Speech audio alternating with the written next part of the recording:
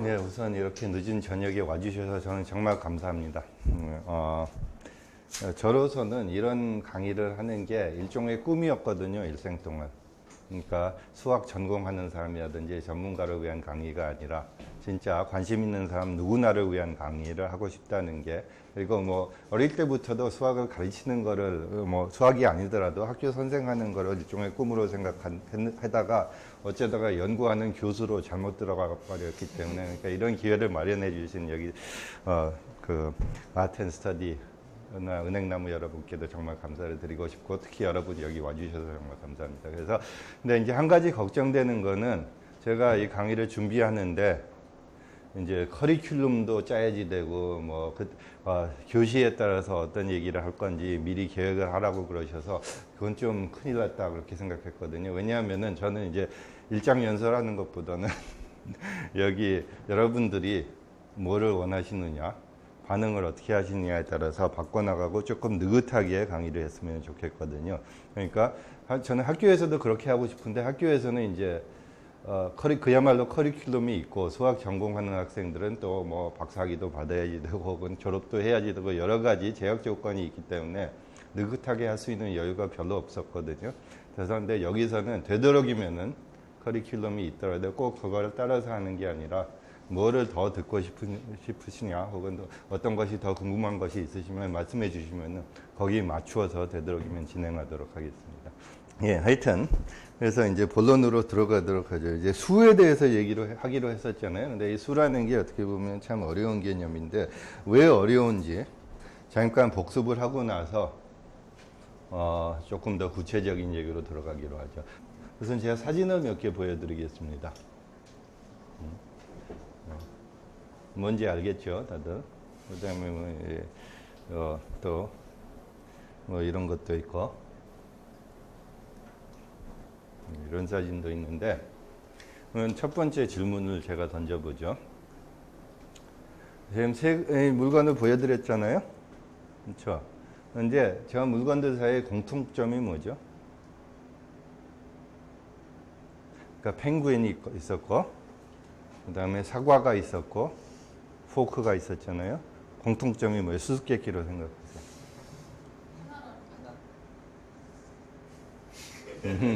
그러니까 말하자면은 이게 수라는 강의라는 것 때문에 이미 정답을 맞춰버리셨거든요. 그렇죠? 그런데 사실은, 그러니까 하나라고 그랬는데 사실 그게 상당히 어려운 답을 주신 거예요. 그뿐만 아니라 요점은, 그러니까 하나라는 걸 잠시 잊어버리고 그 물건 자체를 보면은 공통점이 뭐가 있는 것 같아요? 한번 얘기해 보겠어요? 뭐가 공통점이에요? 잘 모르겠죠? 거의 없잖아요. 그래서 사실 고른 건데 거의 공통점이 없을 것 같아서 이제 그림이 좀 재밌다는 것 말고는.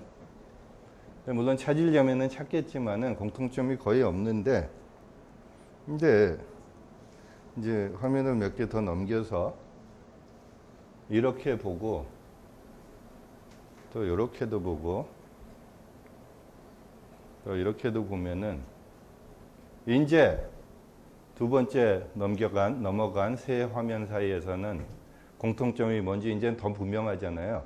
아까보다도 더. 아까도 일종의 답을 주셨지만은 지금은 더 분명하죠. 이제는 공통점이 뭐예요? 이제는 정말로 5개라는 게 거의 분명한 공통점이거든요. 이건 뭐 두말할 나위가 없잖아요.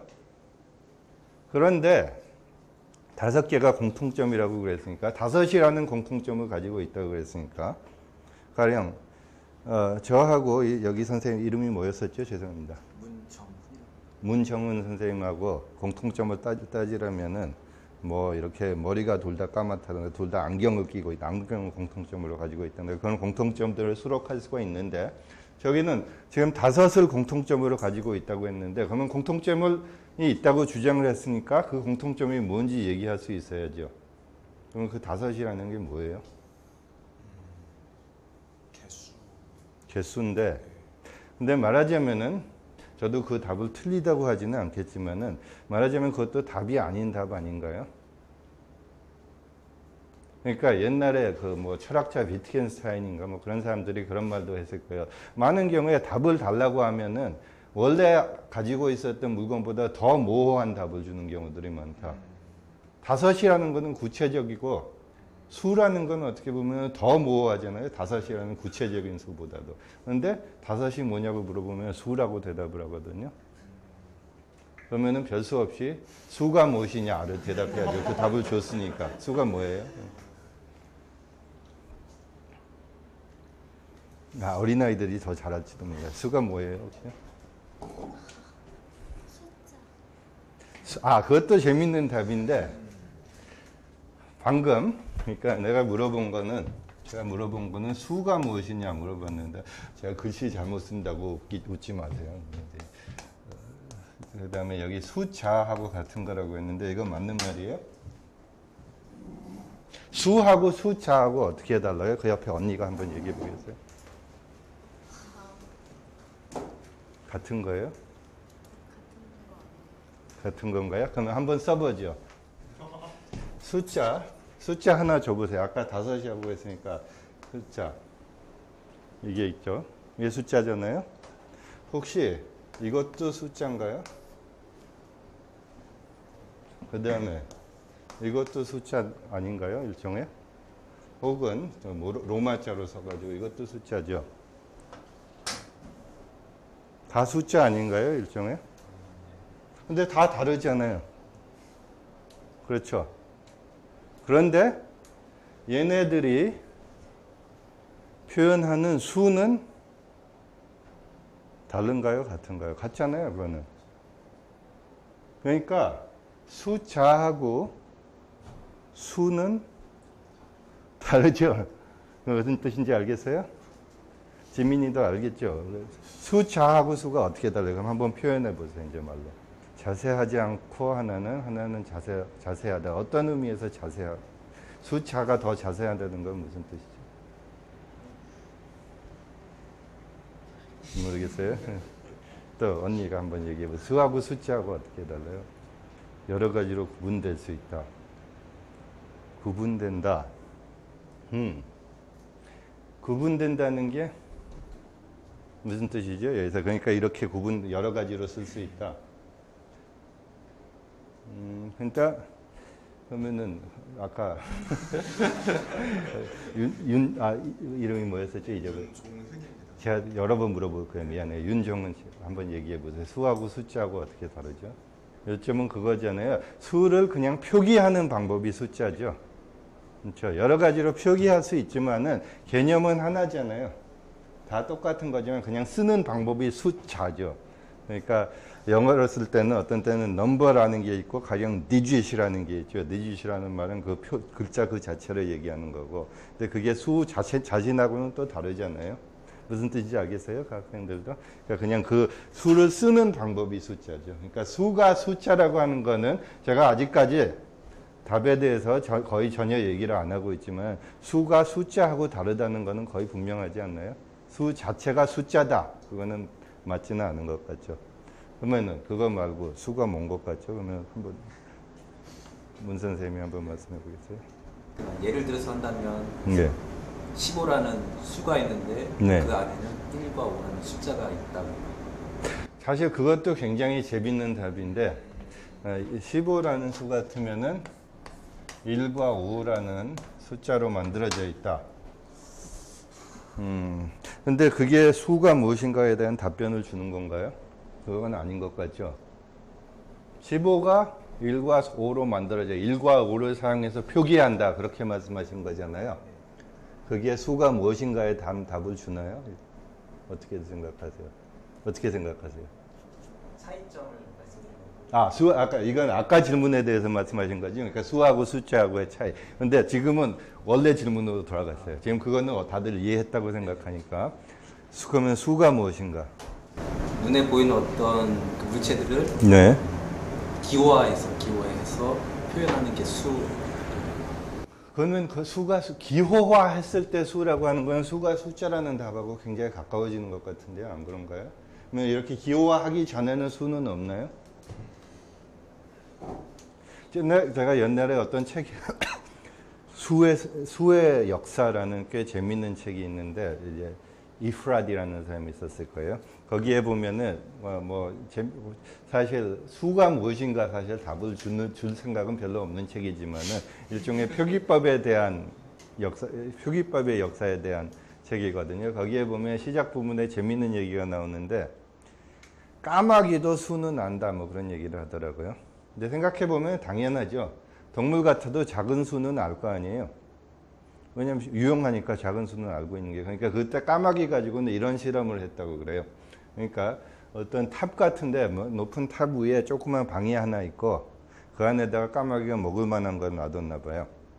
그러면은 그래서 까마귀들이 들어와서 먹고 싶은데 사람이 있으면 무서워서 안 들어오거든요.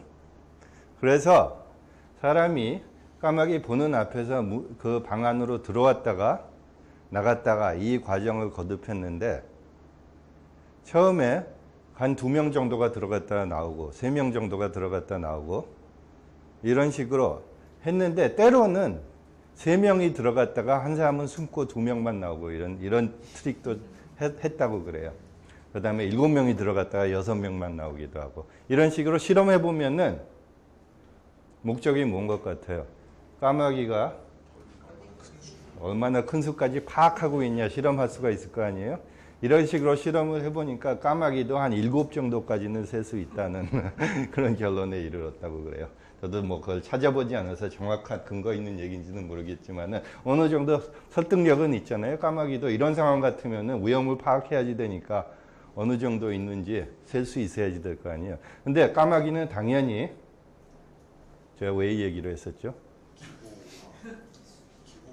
기호는 전혀 없을 거 아니에요. 거의 없겠죠. 뭐 있을지도 자기끼리 신호하는 방법이 있을지도 모르겠지만은 그런 개념의 수는 기호하고는 별 상관이 없죠, 사실. 그래서 수라는 게 기호 그 자체가 아니다. 그거는 아까 어느 정도 동의를 한 바가 있거든요. 수하고 숫자하고 다르다는 말이죠. 그런가요? 그렇죠? 제가 억지로 지금 설득하려는 건 아니고.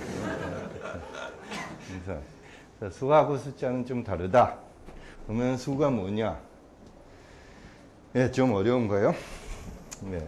굉장히 많은 사람들이 그러니까 저뿐만 아니라 그리고 여러분뿐만 아니라 수가 무엇이냐의 문제를 가지고 뭐 굉장히 수천 년 동안 고민한 것 같아요. 어떻게 보면은.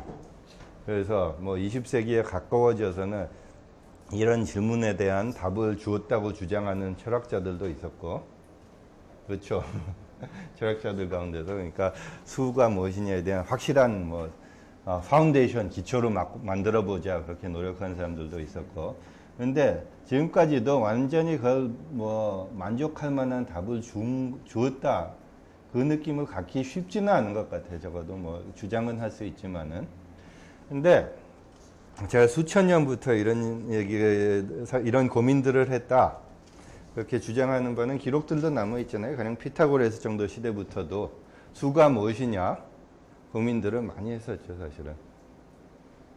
그러면서 이제 피타고라스, 그 다음에 특히 뭐 아리스토텔레스 그런 사람들도 수에 대해서 굉장히 수학에 관심이 많았었잖아요, 이 사람들은. 사물에 대해서 수학적인 모델링을 한다는 게 지금은 거의 일상적으로 하거든요, 현대 과학에서는. 그런데 이때부터도 사물과 우주와 수가 뭔가 관계에 있을 거라는 막연한 생각은 많이들 하고 있었죠. 그렇죠. 이제 저보다 훨씬 전문하시는 분들이 지금 저 청중 중에도 계시는데, 근데 피타고라스가 수가 무엇이냐에 대한 답은 안 줬지만 이런 주장한 거는 굉장히 유명하죠. 알겠어요? 이 주장이 뭐예요? 아까 학생들한테 다시 돌아가죠. 저기 뭐라고 써 있어요? 네? 모든 게 수다. 모든 게 숫자라고 안 그랬어요. 모든 게 수라고 그랬죠. 이제부터는 그건 조심해서 구별해야지 돼요. 숫자라고 하는 거고 수라고 하는 거. 모든 게 숫자라고 하지는 않고 모든 게 수라고 그랬죠. 이게 상당히 유명한 말이거든요. 모든 게 수다. 유명하고 어떻게 보면 모호한 말이었지만은 이제 나중에 이 주제로 조금 돌아오기도 할 건데 여러 번 돌아올 거예요, 사실. 이 문장이게로. 근데 지금 현대 과학의 입장에서 보면은 피타고라스가 상상한 훨씬 이상으로 모든 게 수라는 원리를 반영하고 있거든요. 현대 문명이. 그래서 이 주례로는 여러 번 돌아올 겁니다. 그래서 모든 게 수라는 주장을 했는데 이게 꽤 잘 알려진 얘기 중에 하나가 적어도 전설적으로는 피타고라스가 모든 게 수라고 주장한 이유는 음계의 구성 때문에 그랬다고 보통들 그러죠.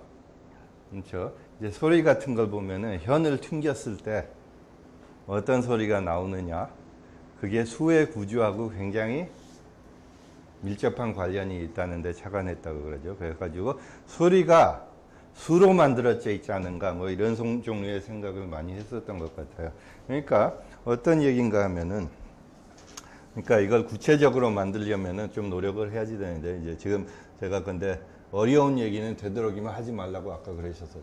그러니까 어려운 얘기는 될 수 있으면 안 할 건데, 그래서 약간 예를 통해서, 그러니까 음과 수 사이의 관계가 무엇인가, 조금만 복습을 해보죠. 많이는 안 하고. 그러니까 이제 그림으로 잠깐 그리고 나서 제가 실험을 하나 보여드릴 텐데, 그러니까 어떤 얘기가 나오면은 바이올린 해본 분도 계시고 뭐 기타들도 치시고 그럴 테지만은 다들 아는 게 현이 하나 있고 이걸 한번 튕겼을 때 나는 소리가 있고, 그렇죠? 그 다음에 현을 반으로 나눠 가지고 이 부분만 튕겼을 때 나는 소리가 있고, 그 차이가 어떻게 되죠? 이제 한 옥타브 올라간다는 사실이 있거든요. 그거 해본 분들도 있고 못 들어본 분들도 당연히 계실 테지만은, 근데 한번 우리가 실험을 통해서 보죠. 지금 제가 이거 인터넷을 통해서 찾은 건데요. 이게 뭔가 하면 온라인 톤 제너레이터. 그러니까 요새는 이런 재밌는 도구들이 인터넷에 많기 때문에 현을 직접 튕기지 않아도 되거든요. 그러니까 그냥 온라인 톤 제너레이터라고 구글 같은 데 검색하면 이 도구가 나와요. 그러니까 어떤 주어진 주파수에 소리를 한번 만들어 봐라 하면 여기서 만들거든요. 주파수라는 게 뭔지는 알죠. 그러니까 그것도 제가 이제 물리적인 얘기를 많이는 안 할 거지만은 근본적으로 소리가 들린다는 거는 이제 귀가 진동하는 거잖아요. 귀 안에 들어있는 어떤 막이, 우리말로 뭐라고 그러죠? 고막이라고 그러나요? 고막이 이제 진동을 하는데, 공기가 진동하면은 고막이 진동하고 그게 이제 우리한테 들리는 거잖아요. 그러니까 그 진동하는 뭐 1초에 몇 번 진동하느냐, 그게 주파수잖아요. 여기서 주파수라고 그러죠. 그래서 한번 들어보죠. 그러니까 이게 440Hz라고 그러는데, 그러니까 1초에 진동하는 개수일 거예요. 진동하는 수가 이제 440이라는 뜻인지 한번 들어보죠. 그러니까 이런 소리가 나는데, 잠깐만요. 혹시 이게 조금 작을지도 모르겠어요. 들리시나요, 다들? 이게 440Hz인데, 이거 그만하고, 이제 880Hz를 한번 해보죠. 880Hz라고 하면은 440의 2배잖아요? 그렇죠? 한번 해보죠. 그러니까 이렇게 차이가 나는 거거든요. 그러니까 이거를 보통 한 옥타브 차이 난다는, 그러니까 음악을 조금 해보신 분들은 다 알겠지만은, 동시에 한번 연주를 해보죠. 440하고 880하고. 이거는 잘 안 들릴지도 모르겠네요. 이렇게 하면은 들리는데 거의 차이가 없잖아요. 거의 똑같이 들리죠. 그러니까 그게 하나가 다른 것의 2배이기 때문에 그렇다는 거거든요. 이제 거기에 대한 일종의 생물학적인 이유도 있는데 그거는 제가 오늘은 설명을 안 하겠습니다. 왜 그게 같이 들리는지에 대해서. 근데 이거를 잠깐 멈추고 나서 하나 더 해보죠. 이번에는 440하고 880을 했으니까 이제 660을 해볼 텐데, 440하고 660의 관계는 뭐죠? 660이 440의 1.5배잖아요. 그러니까 자, 우리말로 분수를 얘기를 잘못해요. 2분의 3이라고 그러나요? 3분의 2하고 2분의 3을 구별 못해요. 영어로 하도 오랫동안 분수를 얘기해서 그죠. 근데 그러니까 2분의 3배잖아요. 그러니까 660이 440에. 그러니까 어려운 얘기 안 하겠다고 해서 제가 하기 어려운 곱셈을 지금 얘기하고 있어요. 한번 들어보죠, 차이를. 그러니까 이게 440이고, 그러니까 2분의 3배인 660을 연주해 보면 이제 이렇게 들리거든요. 이제 두 개를 같이 한번 들어보죠, 그러면. 같이 울리면은 근본적으로는 뭐를 우리가 금방 느끼는 것이 뭔가 하면은 이 두 개의 소리를 같이 들으면은 듣기가 어때요? 듣기가 좋다는 거잖아요. 이거 같이 울렸을 때 440하고 660하고. 그런데 이게 그러니까 피타고라스가 착안한 거는 이런 식으로 2배가 된다든지 1.5배가 된다든지, 그러니까 이렇게 간단한 수의 비율 관계가 있을 때 듣기 좋은 소리가 난다는 걸 갖다가 이제 그때부터도 알았던 거거든요. 근데 말하자면은 440하고 660 같이 간단한 비율이 아니라 만약 이걸 멈추고 뭐 680, 뭐 689 이런 이상한 비율을 만들어 놓으면은 어떤 거 한번 보죠. 이게 440이고 689인데 훨씬 안 좋잖아요. 그러니까 간단한 비례 관계가 있을 때만 화음이라는 게 나타난다. 따라서 뭔가 수 사이의 관계하고, 특히 이 경우에는 간단한 비율하고 화음하고 관계가 깊다는 데서부터 시작해가지고 음이라는 게 근본적으로 수로 만들어져 있는 겁니다. 그렇게까지 나갔던 것 같아요. 그러니까 정말로 수로 만들어졌기 때문에 뭔가 수 사이의 관계가 음 사이의 관계를 규정한가 보다. 이런 생각을 했던 것 같아요. 근데 거기로부터 이제 더 신비주의적으로 나가면은, 이건 모든 게 다 수다, 뭐 이런 식으로 나갔던 것 같아요. 근데 이제 저는 물론 철학자가 아니기 때문에 지금 상상하면서 얘기하는 거지만은 근본적으로는 맞는 스토리인 것 같은데, 그래서 지금 얘기하던 거는 뭐였나 하면은 피타고라스 같으면은 수가 무엇이냐에 대한 답은 주지 않고, 어떻게 보면 답을 줬다고 봐야지 되나요? 모든 게 수면은 뭐 답을 할 필요가 없잖아요. 다 수인데 뭐. 그러니까 이것도 일종의 답이라고 볼 수도 있겠죠. 근데 하여튼 요새는 하여튼 이 정도가 아니라, 그러니까 정도가 수로 만들어졌다고 하는 게 아니라 이런 진동 관계를 가지고 여러 사물을 모델링하는 게 굉장히 흔해졌죠. 이제 나중에 이 얘기를 더 하겠습니다, 제가. 그래서 가령 그러니까 주어진 음을 여러 가지 주파수로 분리하는 과정 같은 거를 이제 고등한 수학을 써가지고 하는데, 이거는 별로 신경 쓰지 않아도 돼요. 근데 그림을 하나 보여드리려고 했던 건데, 근데 피타고라스 같은 사람이 얼마나 수의 개념을 가지고 고민을 많이 했느냐, 그때부터도. 그게 이런 종류의 전설로부터도 나와요. 혹시 이거 들어본지 모르겠는데, 이제 피타고라스에 대한 전설 중에, 피타고라스는 수 하나를 보고서는 그 자체로 내버려 두지를 않고 뭔가 자기가 이해할 만한 구체적인 사물을 수에 대응시키기를 좋아했거든요. 그러니까 1은 뭐 이성의 수라고 생각하고, 2는 첫 번째 여성수라고 그런다던가, 3은 첫 번째 남성수. 왜 2가 여성수고 3이 남성수인지 아시겠어요? 제가 옛날에 이 비슷한 강의를 한번 미국에서 했을 때, 이거 이해 간다, 그렇게 대답하는 분들도 있었어요. 근데 감각적으로 왜 2가 여성수인지 알겠다고. 혹시 여기서 아시는 분 계세요? 전혀 모르겠는데 피타고라스는 저런 식으로 주장을 했었다고 그래요. 그 다음에 뭐 4는 정당한 복수의 수. vengeance는 이게 보복한다는 뜻의 이제 복수라는 뜻이에요. 그러니까 정당한 보복의 수가 4고, 5는 결혼의 수.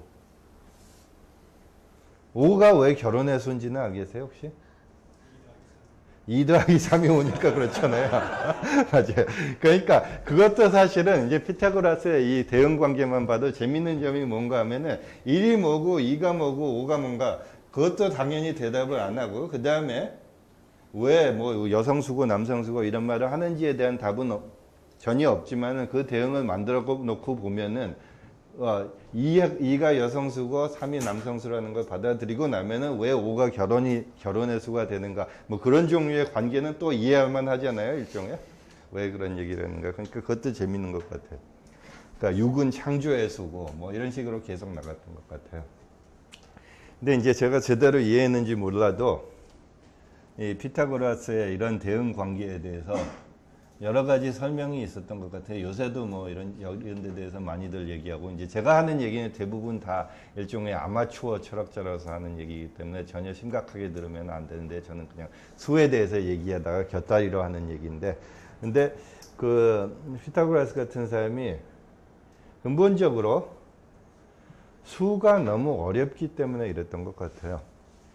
방금 우리 다 경험했지만은 수가 무엇인지 얘기하려면 굉장히 어렵잖아요. 추상적인 개념이기 때문에, 뭔지 몰라도 추상적인 개념이기 때문에 그 자체로서 생각하는 게 너무나 어려워서 자기가 훨씬 더 직접적으로 관계를 느낄 만한 사물을 대응시켜야만 이게 진짜라고 느껴졌던 게 아닌가, 이런 공상들도 하고 그랬던 것 같아요. 그러니까 이 비슷한 얘기가 이제 아리스토텔레스에도 나오기는 하는데, 그러니까 거기에 보면은 피타고라스가 좀 유치해서 이런 얘기를 했다, 그 비슷한 얘기가 나오거든요.